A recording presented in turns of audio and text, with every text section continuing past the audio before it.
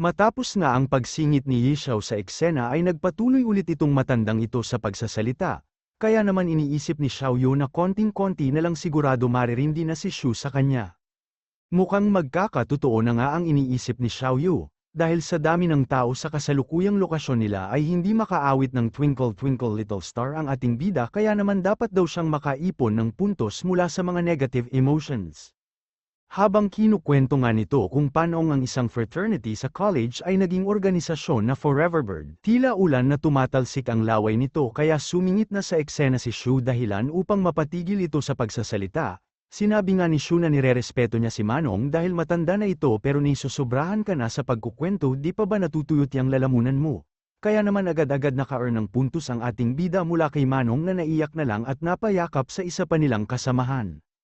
Bigla namang dumating si Jing Chan at nalipat nga ang kanilang usapan sa labanang nagaganap sa pagitan ng kanilang bansa at organisasyon ng Kamisho mula sa Dark Kingdom. Habang tahimik na nag-iisip ng bagong kalokohan ng ating bida ay napansin ito ni Jing Chan kaya naman bahagya niyang itinaas ang kanyang skirt sabay na upo at nagdekwatro nang mapansin ni Shu ang makinis niyang hita. Dito ay tinanong niya si Shu kung ano ang mga impormasyon na maaari niyang may bahagi sa kanila. Pero dahil sa malalaking hita ni Jing Chan ay lutang ang isip ni Shu at sinabing pag nilagyan ng suka ang nilagang isda ay aasim ito. Tila isda ni Jing Chan ang iniisip ni Shu kung maasim ba ito kaya naman naka-earn siya ng negative emotions mula sa kanila. Natawa na nga lang si Jing Chan dito at nang mapansin ni Shu na nilapit ni Jing Chan ang mga kamay niya sa kanyang dibdib ay biglang may naisip ulit ang ating bida. Sinabi nga ni Shu na pag magatas ang kokomelon ng iyong asawa ay tiyak na makakatipid kapag kayo ay nagkaanak. Nagbigay nga ng malaking negative point si Jing Chan dahil sa sinabi ni Shu na dahilan naman upang mainggit si Yishao sa galing bamanat ng ating bida. Sunod namang tinanong ni Shu si Xiaoyu at sinabi naman nito na pag napaso ka ay maaari mo itong gamitan ng toothpaste kapag wala kang ibang pamahid. Sa pamamagitan nga daw ng pag-toothbrush ng iyong ngipin ng diretsong 3 oras ay siguradong makakalimutan mo ang sakit na nararamdaman mo mula sa iyong pagkakapaso. Dagdag pa ni Xiaoyu na hindi maaring uminom ng orange na may gatas dahil ang orange umano ay kinakain lamang. Paglingon nga ni Xiaoyu kay Shu ay pinuri niya ito at sinabing nagmana ka talaga sa akin, habang ang mga kasamahan naman nila ay sinasabi na pag nakita nila ang magkapatid sa loob ng ruin ay tatakbo sila palayo sa mga ito dahil siguradong gulo ang dala nila. Samantala nagulat naman sila Shu dahil sa komisyon na nagaganap sa kalapit nilang grupo. Dito nga ay kinakausap ni Ji-Wei ang mga gorilya na ito upang tigilan na nila ang pag-order ng alak mula sa kabilang isla, sa kadahilanang malapit ng magbukas ang ruin at baka matrap sa loob ng ruin ang mga nagtitinda ng alak na mga pangkaraniwang tao lamang at maaaring mamatay. Pero sinabi ng B-rank na gorilyang ito na kumikita naman sila at binabayaran namin ng mahalang alak, hindi na namin problema kung mamatay sila dahil ginusto nilang kumita ng pera kahit alam nilang mapanganib dito. Dagdag pa nito ay wala nang pakialam ang funds gang dito at hindi sila dapat pagbawalan ni Ji-Wei. Pero ilang sandali pa ay dumating si Master kaya naman ang gorilyang ito ay natahimik at nanlaki ang mata. Paglingon nga niya ay pinapatayo siya ni Master sa kanyang pagkakaupo kaya naman agad siyang tumayo. Pinasakay nga siya sa bangka at tinataboy ni Ji-Wei pabalik sa kabilang isla. Kumunat na nga lang ang noo nito at umusok ang lahat ng pwedeng umusok liban na lang sa kanyang tambutso. Bigla namang nagliparan ang mga uwak mula sa kagubatan na pinasundan ng malakas na hangin kaya nagulat silang lahat at nakacycling pala si Jing Chan kaya naman pala dismayado ang ating bida kanina. Sunod nito ay may tila espiritu mula sa kagubatan na patungo sa ating bida, pero tinanong lang naman niya si Xiaoyu kung natatakot ba ito, at sinabi nga niya na hindi siya natatakot. Naghawak kamay nga ang magkapatid at sinabing di kita iiwan sa mundong walang katiyakan, hawak kamay. Nagtungo nga ang magkapatid sa kagubatan dahil ganap nang nagbukas ang ruin, nagulat naman ang kanilang mga kasamahan at iniisip kung bakit kalmado lang ang magkapatid at kung nakapasok na kaya sila dati sa ruin. Iniisip din ng mga ito kung isa bang natatagong master si Shu na kabilang sa individual cultivator o mga cultivator na hindi kasali sa anumang organisasyon. Habang ang gorilyang ito ay hinahabol ng buhawi sa karagatan kaya hindi malaman ang gagawin at nais pang tumakbo sa tubig imbis na lumangoy ay nanlalaki naman ang mga mata ni Yeng Constantino, dahil sinabi niyang hawak kamay pero nawala ang kahawak kamay nito. Nagkahiwalay nga ang magkapatid matapos silang pumasok sa ruin at habang tinitignan ni Shu ang lugar ay naisip niya na hamak mas malaki ang ruin na ito kumpara sa mga napasok na niyang ruin. Pinakiramdaman nga ni Shu ang spiritual energy dito upang malaman niya ang direksyon patungo sa sentro, pero maging ang compass niya na galing kay Li Dian ay hindi malocate ang sentro ng ruin sa kadahilan ng kalat o sa magkakahiwalay na lugar matatagpuan ang malalakas na spiritual energy. Bigla namang naramdaman ni Shu ang presensya ng dalawang ito kaya agad niyang tinago ang compass. Habang tinitignan nga ni Shu ang dalawang i-rank na makong na ito ay tila matagal na daw itong magkakilala. Dagdag pa ni Shu ay nag-uusap ang mga ito gamit ang lingwahe ng banyaga, pero bilang top student umano ay manilang ito sa kanya. Kumaway nga si Shu sa kanila kaya agad naman silang lumapit habang palapit nga ang mga ito ay tinatanong kung cultivator ba ang ating bida o isang awaken gamit ang lingwahe ng banyaga. Pero ginamit naman ni Shu ang lingwahe niya at tinanong kung marunong ba silang magsalita ng salitang Inchik. Si Simplehan na nga lang daw ng lalaking ito ang salita niya at tinanong kung naiintindihan ba ito ni Shu. Pero muli ay kinausap niya ito gamit ang wika ng Inchik. Nainis nga ito at salitang alien na ang ginamit pero paulit-ulit lang din si Shu hanggang sa mapagod na ito. Ilang sandali pa nga ay bumulong ito sa kanyang papa at sinabing hindi nauunawaan ni Shu ang English kaya naman magtulong daw sila upang subukan ang abilidad ni Shu. Dagdag pa nito na kung matatalo nila si Shu ay maaari nila itong patayin upang makuha ang mga magic items niya. Pero kung mas malakas daw si Shu ay maaari naman silang tumakbo. Habang nakatitig nga lang si Shu sa kanila ay nagsalita ang lalaking may pink na buhok at binanggit ang English alphabet na ABCDEFG kaya naman sumagot ang ating bida at sinabing C. Sa sinabing ito nga ni Shu ay na-realize nilang si rank si Shu kaya naman kailangan na nilang tumakbo. Pero mali ang kanilang iniisip dahil sukat pala ng bra ang nasa isip ng ating bida, si Cup daw ang nais niya kaya naka-earn siya ng negative points sa mga makong. Muli tinanong nito kung ano ang rank niya pero kinanta lang ni Shu ang English alphabet, napatingin na nga lang ito sa juwa niya at sinabing hindi na niya kayang makipag-usap kay Shu, dagdag pa nito ay mukha naman daw mahina si Shu pero kailangan pa din nilang mag-ingat at alamin ang kanyang rank bago sila magdesisyon kung aatakihin ba ito o tatakbo na lang sila. Habang iniisip nga ni Shu na ang mga banyagang cultivator ay pansariling interest at pakikipaglaban lang ang iniisip ay muli siyang tinanong nito kung hindi niya ba sila nauunawaan pero binati sila ng ating bida at kinamusta pa nga. Nagalit nga ito dahil na-realize niyang ginagago lang sila ni Shu at muli tinanong niya kung anong level o rank ng ating bida at kung awaken o cultivator ba siya. Pero sinabi lang naman ni Shu na nasa mabuti siyang kalagayan sabay pinasalamatan at kinamusta niya din ito kaya naman naka-earn na naman siya ng negative points. Napamura at lahat na nga lang ang makong kaya naman nag-dirty finger din ang ating bida upang maka-earn pa siya ng mas maraming puntos. Naisip nga ng mga ito na nagpapanggap lang si Shu na hindi nauunawaan ang kanilang sinasabi, wika pa ng isa ay malamang daw na mas malakas si Shu sa kanila kaya sila binubuiset nito. Pero sinabi ng isa na aatakihin at papatayin niya daw si Shu, nilabas nga ng dalawang makong ang kanilang abilidad at humanda sa pag-atake kay Shu. Pero nagulat ito nang ilabas ni Shu ang kanyang sibat dahil ang pagkakaalam daw niya ay B-rank lang ang mga may space equipment. Paglabas ni Shu sa kanyang sibat ay sinabing nitong kahit magmakaawa pa kayo ngayon ay huli na ang lahat. Sunod nito ay sinugod niya ang dalawang makong. Ginamit nito ang mga punyal niya upang atakihin si Shu at habang naghahanda naman sa pagsangga ang ating bida ay napansin niyang tumatakbo na ang dalawa. Dahil ang intensyon lang ng kanyang pag-atake ay makapag-buy time upang makalayo sila sa ating bida, pero sinabi ni Shu na hindi ubra ang plano nila. Inilabas ni Shu ang spirit sword niya ang K9 Corpse upang patigilin ang atake na ginawa ng makong. Matapos nito ay nagliwanag ng pula ang mata ni Shu at ginamit ang mind-controlling sword, napansin naman ito ng isang makong kaya gumawa ito ng harang na bato gamit ang kanyang abilidad. Pero tumagos sa harang at puso niya ang pag-atake ni Shu, habang tinitignan nga nito ang kanyang papa ay hindi niya napansin ang isa pang spirit sword ni Shu na tumama naman sa kanyang noo kaya agad din itong namatay.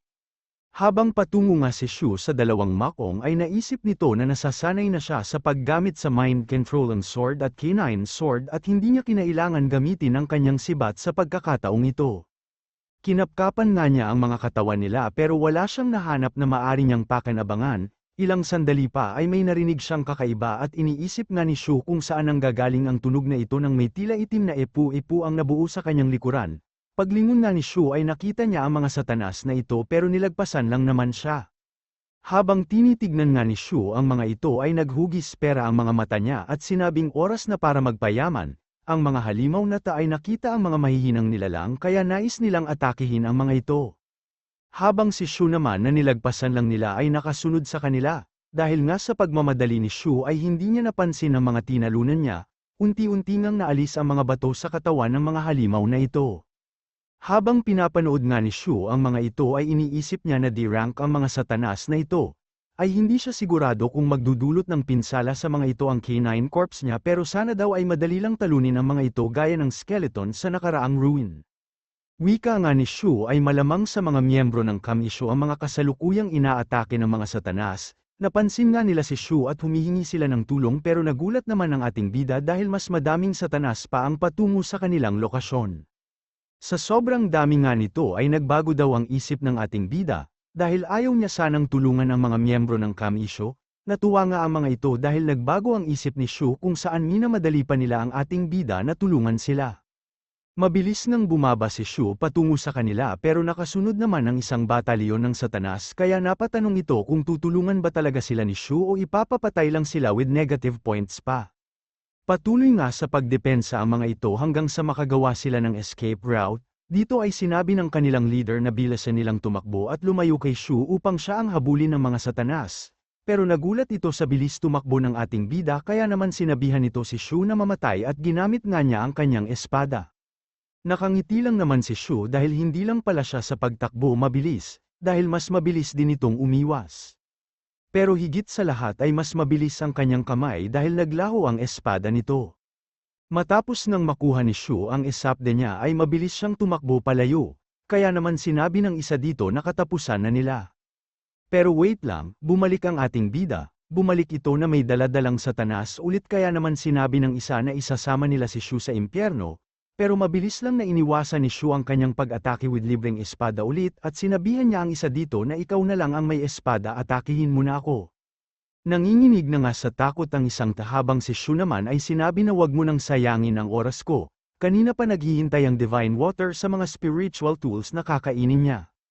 Inagaw na nga lang ni Shu ang espada nito dahil hindi na niya mahintay na umatake ito. Dahil tapos na daw ang trabaho niya ay iiwan niya na sa mga satanas ang tatlong miyembro ng Kamisho. Iniwan nga ni Shu ang mga ito at pinanood niya lang kung paano sila patayin ng mga satanas, pero ilang sandali pa ay masama din ang tingin ng mga satanas sa kanya kaya naman inilabas niya ang canine corpse at mind control ang sword niya. Paglapit nga ng mga satanas ay agad inatake ni Shu ang isa dito at nalaman niya na gawa sa bato ang mga katawan ng satanas na ito kung saan wala silang kaluluwa. Pero di-rank lang daw ang lakas at bilis nila samantala i-rank lang naman ang kanilang depensa kaya naman madali niyang napapatay ang mga satanas. Ilang sandali pa nga ay naubos na niya ang mga satanas at inilabas niya ang divine water upang absorbahin ang mga spiritual sword na nakuha niya. Habang naglalakad nga ito ay iniisip niyang malawak ang ruin na ito pero wala pa siyang nakikitang kayamanan, hanggang sa muli may satanas na namang lumabas at umatake sa kanya pero madali niya lang din itong napatay. Napansin nga ni Shu ang isang bagay na nagliliwanag, pero parang dumudukot ito sa kung saan with facial expression pa. Pagkakuha nga niya sa kung anong bagay na ito ay iniisip niya na sana makahanap pa siya ng broken tools para naman hindi na niya kailanganin pang magsunog ng pera upang ma-upgrade ang divine water niya. Ilang sandali pa ay may narinig si Shu kaya naman lumingon ito, nakita nga niya ang grupo nila Jing Chan, at iniisip kung paanong nagtipon-tipon ng ganito kadaming cultivator mula sa iba't ibang bansa. Lumapit nga ito at bumukakas sa harap ni Shu sabay sabing madami daw silang nadaanan na patay na satanas kaya malamang daw sa mayroong master cultivator sa malapit, nahiya naman si Shu sa pagbakaka ni Jing Chan kaya tumagilid ito at sinabing nadaan nga din ako sa mga patay na satanas. Habang si Jing Chan naman ay iniisip na isang ang master si Shu at malamang sa siya ang pumatay sa mga satanas at karamihan nga dito ay palabas pa lang sa mga bato at hindi pa nakakalipad pero namatay na umano kaagad. Iniisip din ni Jing Chan kung mula ba sa dragnet si Shu, pero wala daw sa itsura nito. Gayunpaman ay hindi naman daw mukhang masamang tao si Shu kaya mas mainam kung mapanatili niya ito sa kanyang tabi. May bagong makong nga ang lumapit at tinanong kung kilala ba ni Jing Chan ang ating bida. Sinabi nga ni Jing Chan na i-rank si Shu at agad-agad nga ay sinabi nito na walang kwentang lalaki pala ito. Ikaw pa din ang pinakamalakas wika niya sa kanyang kaibigan. Sinabi na nga lang ni Jing Chan na sana wag na itong pansinin ni Shu, dagdag pa ni Jing Chan ay marami umano ang babae sa kanilang grupo pero hindi naman magiging problema ang mga ito pagdating sa hatian ng resource at pamumuno dahil ibang puno daw ang nais ng mga ito, Yung maugat ba, hahaha. Pero sinabi lang naman ni Shu na bawat tao ay nabubuhay sa landas na nais nilang tahakin at magkakaiba din ang kapalaran ng bawat isa. Kaya naman nalungkot si Jing Chan at baka daw iniisip ng ating bida na kaysa siya ng mga makong na ito.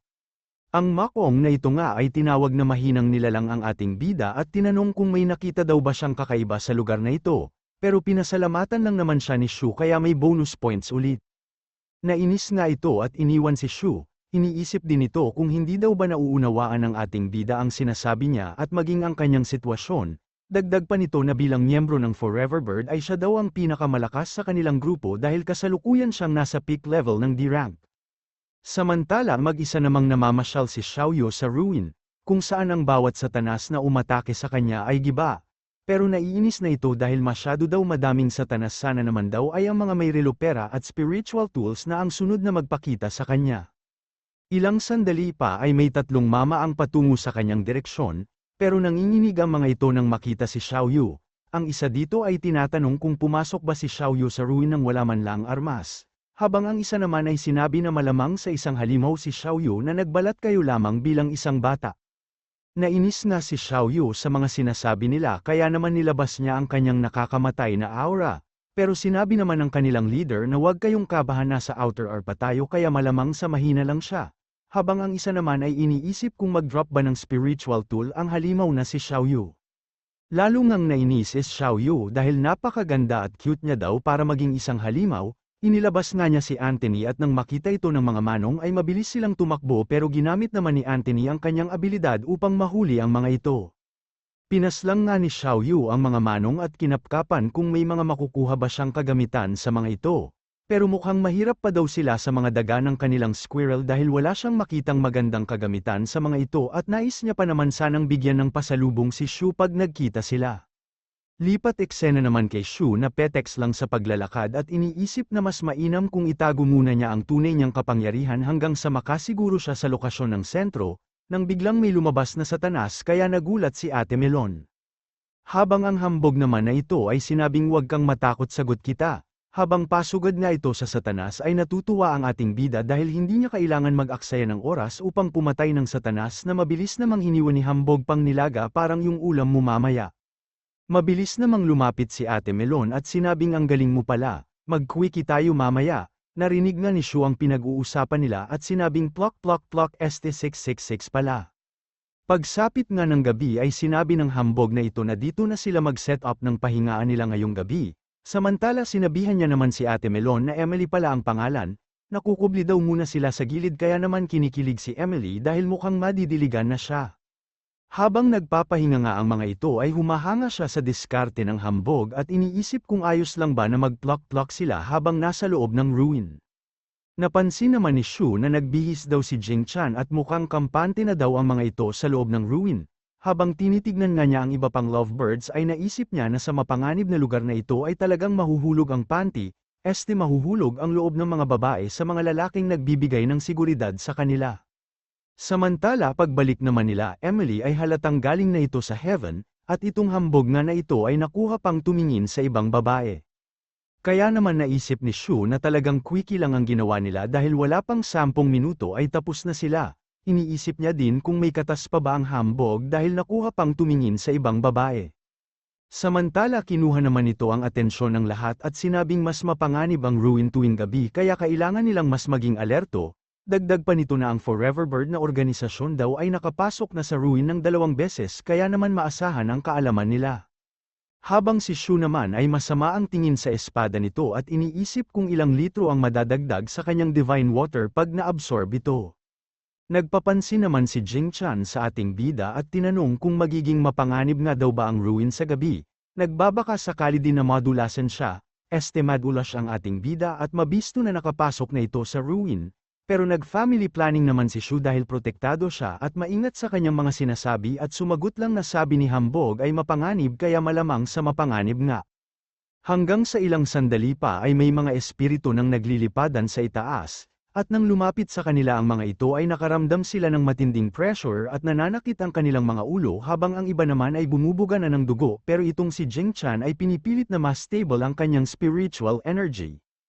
Humihingi na nga ng tulong si Emily kay Hambog pero naisip nito na hindi ganun kalakas ang physical niyang katawan kaya malamang sa magsuka na din ito ng dugo at hindi niya kayanin ang kanilang sitwasyon pag tumagal ito, hanggang sa bigla niyang napansin si Shu na petex lang kahit pa may 5 multo siyang katabi. Tinanong niya nga ito kung bakit walang epekto ang mga kaluluwang ito sa ating bida, di tulad sa'yo na baka isang multo lang ang magpunta sa tabi mo ay himatayin ka na sa takot. Napakamot nga lang ng batok si Shu sa tanong niya kaya naman inulit nito ang tanong niya kay Shu. Binaling lang naman ni Shu ang atensyon niya kay Jing Chan at tinanong kung ano daw ang sinasabi ni Hambog, dahil hindi niya daw ito marinig pero marinig niya man daw ito ay hindi niya din maiintindihan. Ilang sandali pa ay inalis niya ang bulak sa kanyang tenga kaya naman nagulat ang mga ito, at nang ibalik niya ito sa kanyang tenga ay naka-earn siya ng limpak-limpak na negative points. Nag-umpisa na ngang punitin ng mga ito ang kanilang kasuutan at ginaya ang diskarte ng ating bida kaya naman nawala ang pahirap na kanilang nararamdaman. Maganda nga ang ngitian ng dalawang ito, mukhang makakatikim na ng sariwang isda ang ating bida.